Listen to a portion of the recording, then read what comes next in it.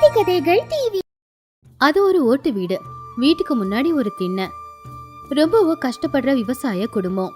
பார்வதி அம்மா அரிசியிலிருந்து கல்ல பொறுக்கி எடுத்துக்கிட்டு இருந்தாங்க. லக்ஷ்மி மூலையில இருக்கிற ஒரு தூணுக்கு தலை சாஞ்சி உட்கார்ந்திருந்தா. ராகவையா சோகமா அங்க உட்காந்துக்கிட்டு இருந்தான். அப்போ சாவித்ரி சமையலறையில இருந்து ஒரு சொம்பு தண்ணிய குடிக்கிறதுக்காக கொண்டு வந்தா. பார்வதி அம்மா அரிசி முறத்தை பக்கத்துல வச்சு முந்தானையில கண்ணை தொடச்சுக்கிட்டு, என்னடி லக்ஷ்மி, விளக்கு வைக்கிற நேரம் ஆயிடுச்சு, இன்னும் விளக்கு வைக்கல? வீடு குடிசை வீடா இருந்தாலும் ஆச்சாரம் போக கூடாதுமா. போமா, எந்திரிச்சு போய் சாமிக்கு விளக்கு வை. விளக்கு வைக்க எனக்கு மனசே வரலம்மா. அண்ணாவை பாக்குறதுக்கே எனக்கு மனசு கேட்கல. தங்கச்சிக்காக அண்ணன் ரொம்பவே கஷ்டப்படுறாரு. இருந்தாலும் அவர் கையில 10 காசு இல்ல. என் வீட்டுல நிறைய நகை பட்டு புடவெல்லாம் வேணும்னு கேட்டிருக்காங்க. இவ்வளோ பணம் நகையெல்லாம் எங்கிருந்துமா கொண்டு வர்றது? என் கல்யாணம் நின்னாலும் பரவாயில்ல, என்னால அண்ணன் கஷ்டப்படக்கூடாதுமா. ஐயோ, அப்படியெல்லாம் பேசாதடி. பொட்ட பொண்ணு அப்படியெல்லாம் பேசக்கூடாது. பொண்ணு கல்யாணம் நின்னா வீட்டுக்கே கெடுதல். இந்த வீட்டுக்கு உங்க அண்ணாவை தவிர வேற யார் இருக்கா சொல்லு? பாவம், அந்த ஜமீன்தாரர் ஐயா காலில் விழுந்தாவது கடனை வாங்கிட்டு வரேன்னு சொல்லியிருக்கான். கஷ்டப்படுற குடும்பம் நம்மளுது.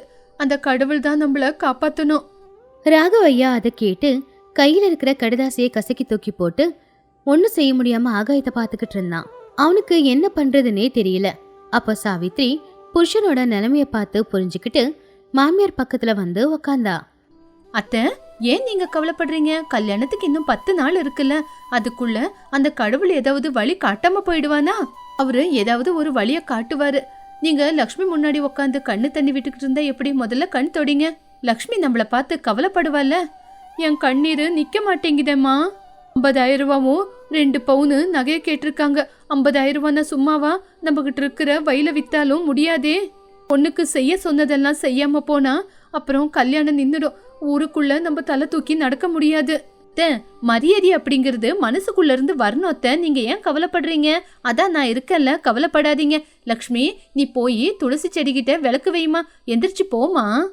அடுத்த நாள் காலையில வீட்டுக்கு பக்கத்துல இருக்கிற கிணத்துக்கிட்ட சுப்பம்மாவும் சாவித்திரியும் தண்ணி எடுக்கும்போது பக்கத்து வீட்டு காந்தம்மா அப்பதான் காலி குடத்தை எடுத்துக்கிட்டு அங்க வந்தா.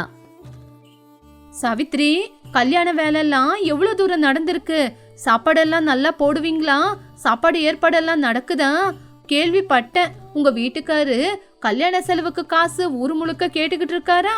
என் வீட்டுக்கு வந்த சொந்தக்காரங்க கேட்டுக்கிட்டு இருந்தாங்க, லக்ஷ்மி கல்யாணத்துக்கு பட்டு புடவையாவது எடுத்தாங்களா இல்லையான்னு. ஏண்டி காந்தம், உனக்கு எப்பவுமே தேவையில்லாத பேச்சுங்களா? அவங்கவுங்க வீட்டு கஷ்டம் அவங்கவுங்களுக்கு. நீ வந்த வேலைய பாத்தியா போனியான்னு இருந்துக்கோ. நான் இப்ப என்னடி அம்மா கேட்க கூடாததெல்லாம் கேட்டுட்டேன்னு ஆடுறீங்க?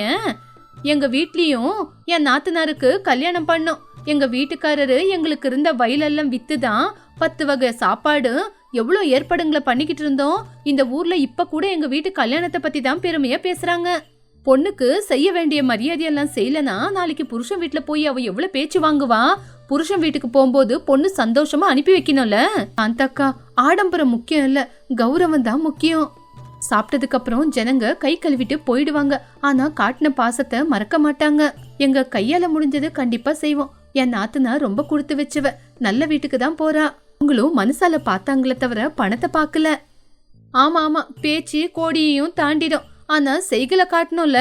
நேத்து உன் வீட்டுக்காரரை பார்த்தேன், தாலி செய்ய கூட காசு இல்லைன்னு சொன்னாங்க. பாருங்க, தாலியாவது செஞ்சு கொடுக்குறீங்களா இல்லையான்னு. இல்லனா மண்டபத்துல மரியாதை போயிடும்.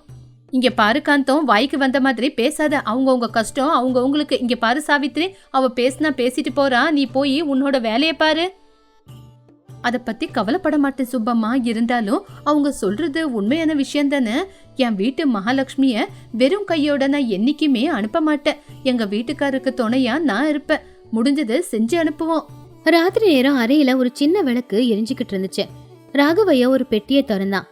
அதுல எதுவுமே இல்லைங்கிறதுனால ரொம்ப கவலையோட உட்கார்ந்திருந்தான். அவ கண்ணெதுக்கு எல்லாமே இருட்டா இருந்துச்சு. அப்போ சாவித்ரி அவனுடைய அறைக்குள்ள வந்து அவ பையில நிறைய நகைகளை போட்டு கொடுத்தா. ஏங்க, என்ன பாருங்க, ஏங்க அப்படி கூனி குறுங்கி உக்காந்துருக்கீங்க? நம்ம வீட்டு பொண்ணுக்கு சாப்பிடறதுக்கு குறைச்சல் இருந்தாலும் கௌரவத்துக்கு குறைச்சல் இருக்க கூடாது. நீங்களே இப்படி உக்காந்து கண்ணீர் விட்டுக்கிட்டு இருந்தா வெளியே அத்தை லக்ஷ்மி எவ்வளவு கவலைப்படுவாங்க சொல்லுங்க. ராகவையா நிமிர்ந்து சாவித்திரியை பார்த்து என்னால முடியாது அப்படிங்கிற மாதிரி தலையாசிச்சான். அவன் கண்ணுல கண்ணீர். அந்த பெட்டியும் காலியா தான் இருந்துச்சு. கையில காசு இல்ல, தங்கச்சியோட கல்யாணத்தை எப்படி முடிக்கணும், நகை எப்படி பண்றதுன்னு தானே நீங்க கவலைப்பட்டுக்கிட்டு இருக்கீங்க. எனக்கு தெரியுங்க, நீங்க நைட்டு பகலுன்னு கஷ்டப்பட்டாலும் கையில காசு வரல, இறைச்சல் கை சேரல, அது உங்க தப்பு இல்ல.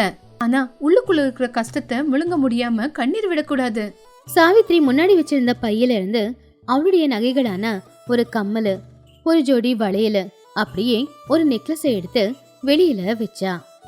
இந்தாங்க, இந்த நகைய என் பெத்தவங்க எனக்காக கொடுத்தது. இத வித்துருங்க, இதுல 10 பவுன் வரும். இந்த காசமால என் பாட்டி கஷ்ட காலத்துல உனக்கு உதவியா இருக்கும்னு எனக்கு கொடுத்தாங்க. அவங்களோட ஆசீர்வாதம் தான். இத வித்தா லக்ஷ்மி கல்யாணத்தை நல்லா பண்ணலாம். என் புருஷன் தலை நிமிர்ந்து தங்கச்சியோட கல்யாணத்தை நடத்துவாரு. ராகவையா கவலையா அது வேண்டாம் அப்படின்னு சொல்லி அந்த நகைகளை சாவித்ரி கிட்டயே திரும்ப கொடுத்துட்டான். இது உன்னோடது, உங்க அம்மா வீட்டுல போட்டது, இது எனக்கு வேண்டான்னு சொன்னா. எங்க வேண்டான்னு சொல்லாதீங்க, இதெல்லாம் என் அழகுக்காகவா? என் அழகு நீங்க தானுங்க. நீங்க போட்ட இந்த 3 முடிச்சுதான் உண்மையான நகை. அந்த 3 முடிச்சு இருக்கிற வரைக்கும் நான் சுமங்கலியா இருப்பேன். பொண்ணோட கழுத்துல பழைய தங்கம் இருக்கிறத விட அவ கழுத்துல 3 முடிச்சு தாலி இருக்கிறது தான் முக்கியம். நம்ம வீட்டு பொண்ணோட கல்யாணங்கிறது நம்ம கௌரவங்க. ராகவையா சந்தோஷமா சாவித்ரியோட கைய பிடிச்சுக்கிட்டு கண்ணுல கண்ணீரோடவே அவளுக்கு நன்றிய தெரிவிச்சான். இங்க பாருங்க, கவலைப்படாதீங்க. நாளைக்கு நம்ம லக்ஷ்மி புகுந்த வீட்டுக்கு போனதுக்கு அப்புறம் என்னோட அண்ணன் அண்ணி என்ன சந்தோஷமா அனுப்பி கொடுத்துருக்காங்கன்னு சொல்லணும். சந்தோஷமா என்ன கல்யாணம் பண்ணி அனுப்பியிருக்காங்கன்னு நினைக்கணும். நம்மளோட சம்பந்தத்தோட இந்த நகை நம்மளுக்கு முக்கியமா? இது இருந்தா கையில பாரம், இருந்தாலும் நம்ம கௌரவத்தோட கல்யாணம் பண்ணி அனுப்பணுங்க. சாவித்ரி வலுக்கட்டாயமா அந்த நகைய ராகவையா கையில வச்சா. நாளைக்கு காலையிலேயே பட்டணத்துக்கு போய் இந்த நகையை வித்துட்டு வாங்க. பந்தியில சாப்பாட்டுக்கு எந்த குறையும் இருக்கக்கூடாது. நம்ம தங்கச்சி இல்ல நம்ம பொண்ணோட கல்யாணத்துல எந்த விதமான கஷ்டமும் வராம நல்லபடியா கல்யாணம் பண்ணணும்.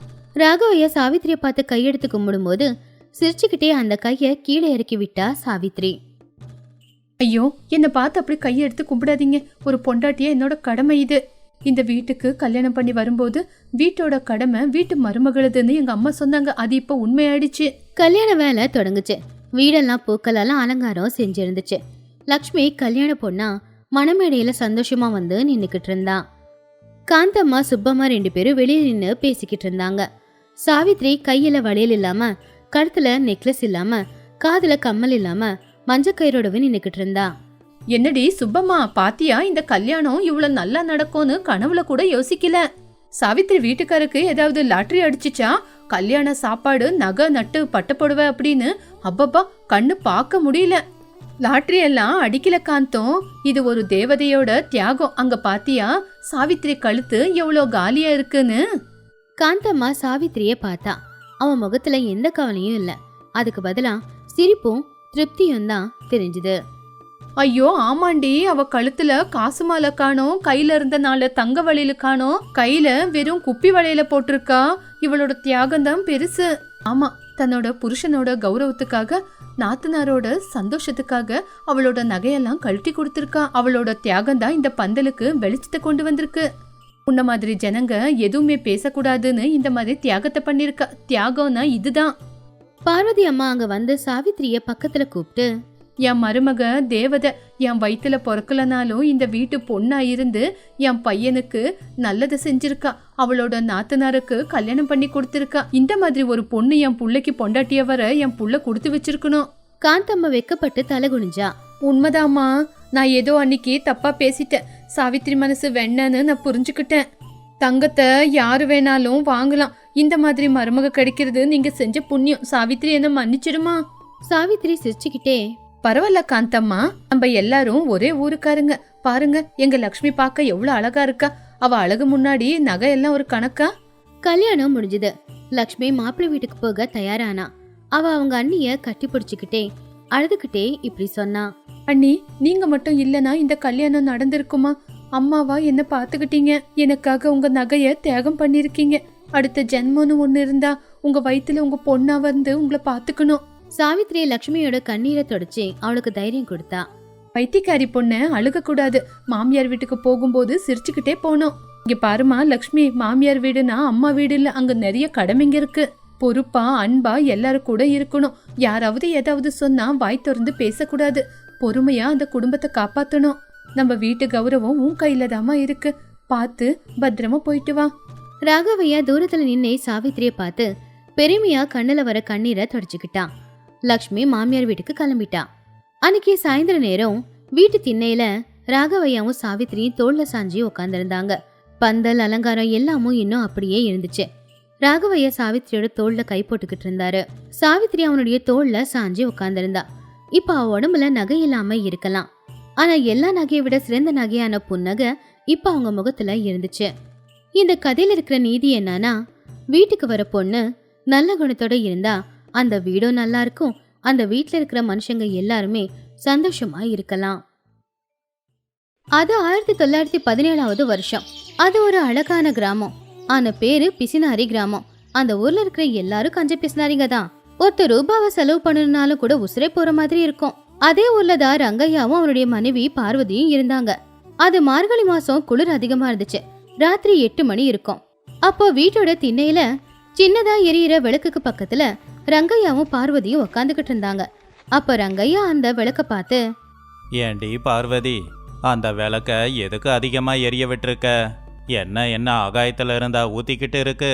கொஞ்சம் குறைச்சி வை. இவ்வளோ வெளிச்சத்தை வச்சு என்ன பண்ண போறோம்? சும்மா பேசுறதுக்கு எதுக்கு இவ்வளோ வெளிச்சம்? பார்வதி கோவமா வத்திய கீழே எடுத்து, குறைச்சிட்டேங்க. எதுக்குதான் இவ்வளவு கஞ்ச பிசினாரித்தனம் பண்றீங்களோ? இந்த குளிர்காலத்துல இந்த இருட்டுல கொஞ்சம் வெளிச்சமா இருந்தாதானே நமக்கு கதகதப்பாவும் இருக்கும். வெளிச்சம் இருந்தா குளிர் போயிடுமா? போகாதில்ல. தேவையில்லாம எண்ணெயை எதுக்கு செலவு பண்ணணும்? கண்ணை மூடிக்கிட்டா வெளிச்சமும் வேண்டாம், கண்ணுக்கு ஓய்வு கொடுத்தா மாதிரியும் இருக்கும். இப்பெல்லாம் விலைவாசி எவ்வளோ அதிகம்னு தெரியும்ல. சரிங்க, நாளையில இருந்து அமாவாசை இருட்டுல அப்படியே உக்காந்துக்கலாம். நான் வேற சமையலறையில அடுப்பு அணைச்சிட்டேன். ஆனா இப்ப எனக்கு குளிர் தாங்கல. பேசாம குளிர்காய கொஞ்சம் நெருப்ப மூட்டிக்கலாமா? அதை கேட்டுறாங்க ஐயா. நெருப்பு மூட்டணுமா? உனக்கு அறிவு இருக்கா பார்வதி? வீட்டுக்கு பின்னாடி இருக்கிற விறக சந்தையில விற்க வச்சிருக்கேன். அதை வச்சு நாம குளிர் காஞ்சா நமக்கு நஷ்டம், அதையே வித்துட்டோம்னா லாபம். உடம்புல உசுறு இருந்தாதானே அந்த லாபத்தை அனுபவிக்க முடியும். இந்த குளிர்ல உசுறு போச்சுன்னா என்ன பண்ணுவீங்க? உசுரெல்லாம் ஒன்றும் போகாது. வீட்டில் கோணிப்பை இருக்கே, அதை போத்திக்கோ. இல்லைன்னா அந்த புல்லு கட்டுக்கு நடுவில் உக்காந்துக்கிட்டா கதகதப்பா இருக்கும். அதுதானே ஒழிய வீட்டில் இருக்கிற விறக செலவு பண்ண மாட்டேன். பார்வதி கோவமா, நீங்களும் உங்க கஞ்சத்தனமும் குடிக்கிறதுக்கு கொஞ்சம் சுடுதண்ணியாவது கிடைக்குமா? தொண்டை கரகரப்பா இருக்கு. சுடு தண்ணி வைக்கணும்னா அடுப்பு பற்ற வைக்கணும். தேவையில்லாத செலவு. பச்சை தண்ணி குடி, உடம்புக்கு நல்லது. அப்பதான் வீட்டு வாசல்ல நாய் குடைக்கிற சத்தம். யாரோ கதவை தட்டினாங்க. ரங்கையா பதட்டமா, யாரது இந்த நேரத்துல? பார்வதி, அந்த விளக்க அணைச்சிடு. யாருன்னா கடன் கேட்க வந்திருந்தா ஆள் இல்லைன்னு போயிடுவாங்க.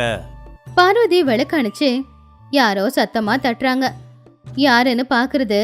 அப்போ வெளியில இருந்து ஒரு குரல், ரங்கையா மச்சான், யோ ரங்கையா மச்சான், கதவை தரையா, நான் ராமையா வந்திருக்கேன், பக்கத்து ஊர்ல இருந்து.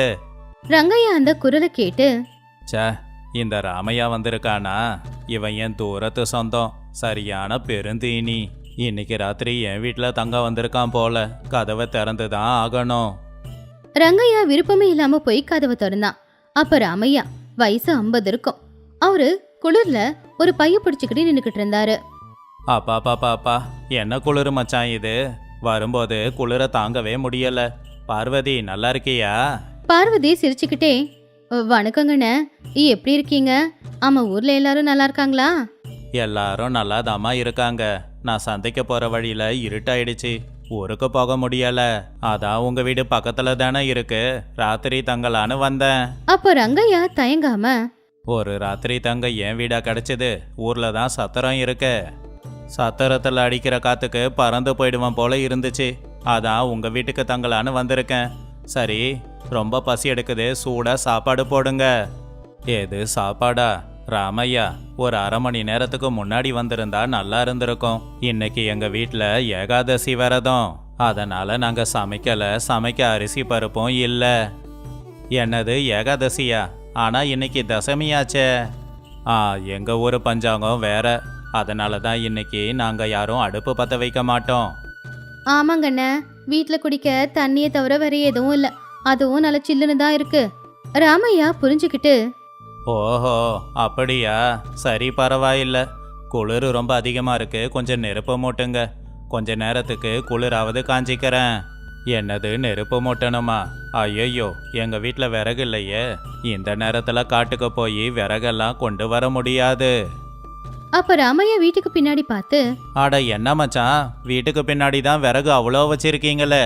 அது விற்கிறதுக்காக கொண்டு வந்தது, நமக்கு பயன்படுத்த இல்லை. வேணும்னா அந்த போர்வையை போத்திக்கோ. அட வீணா போனவங்களா, பசிக்கு சாப்பாடும் போட மாட்டாங்க, குளிருக்கு நெருப்பும் தர மாட்டாங்க.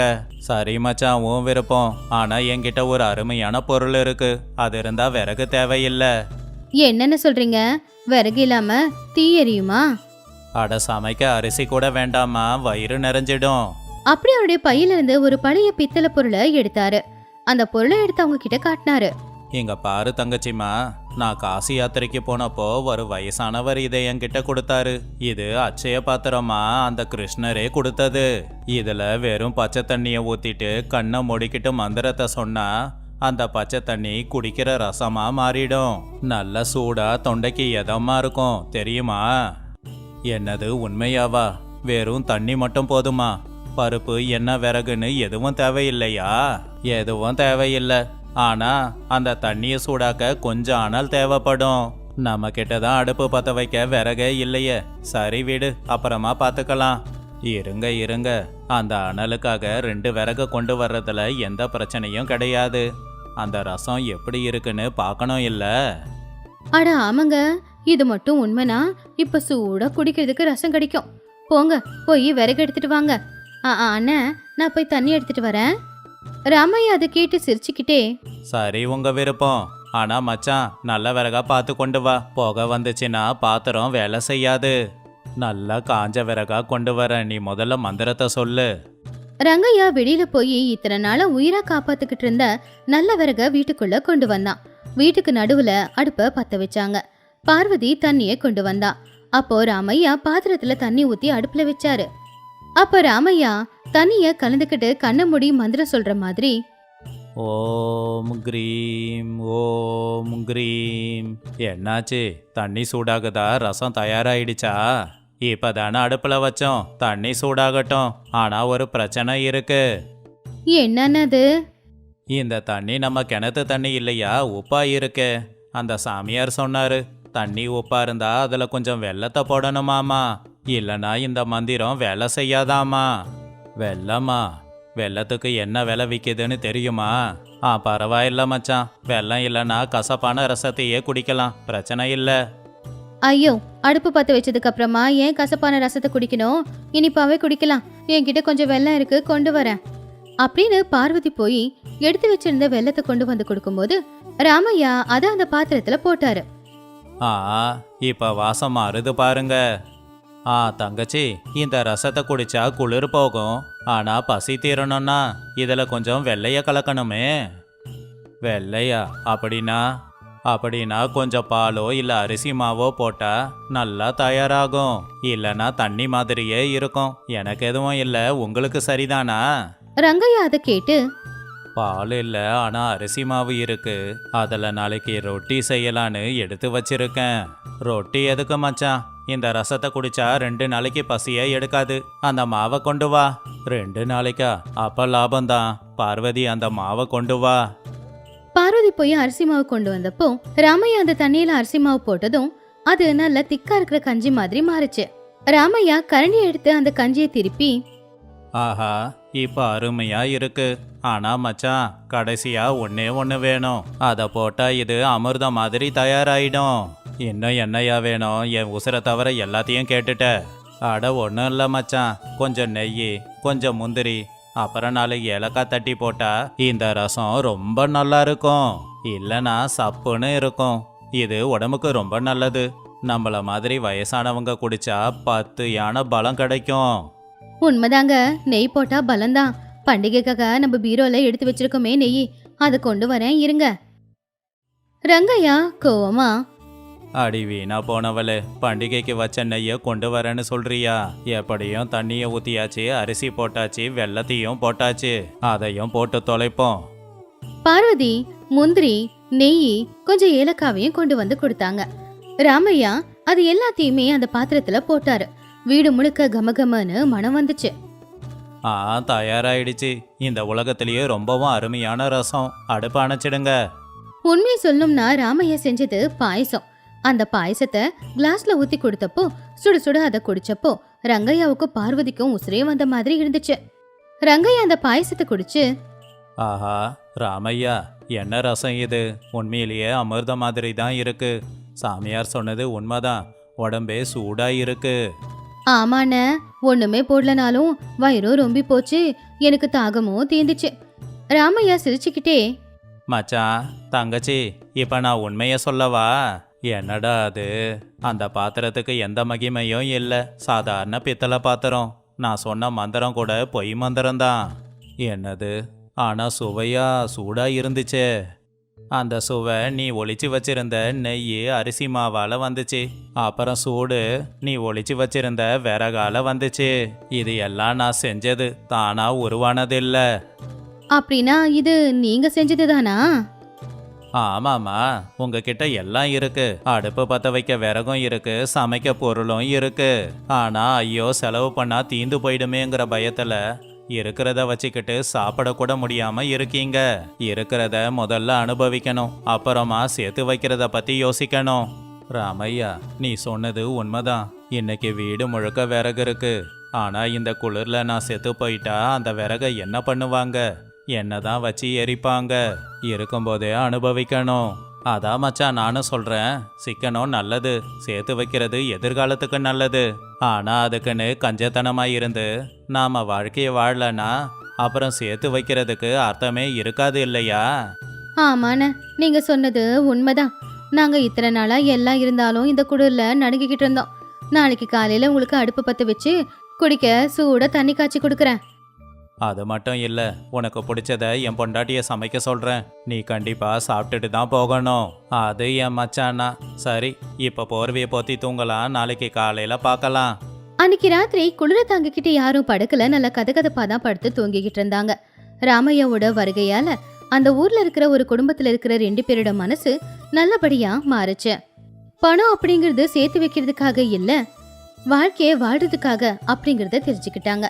இந்த கதையில இருக்கிற நீதி என்னன்னா, சிக்கனம் அது கஞ்சத்தனமா மாறக்கூடாது. எதிர்காலத்துக்காக எடுத்து வைக்கிறது தப்புன்னு யாரும் சொல்லல. ஆனா இருக்கிற வாழ்க்கைக்கு வாழ நாம அந்த பணத்தை பயன்படுத்திக்கலனா இப்ப இருக்கிற வாழ்க்கையை வாழ முடியாது, எதிர்காலத்துல நாம இருக்கவும் முடியாது.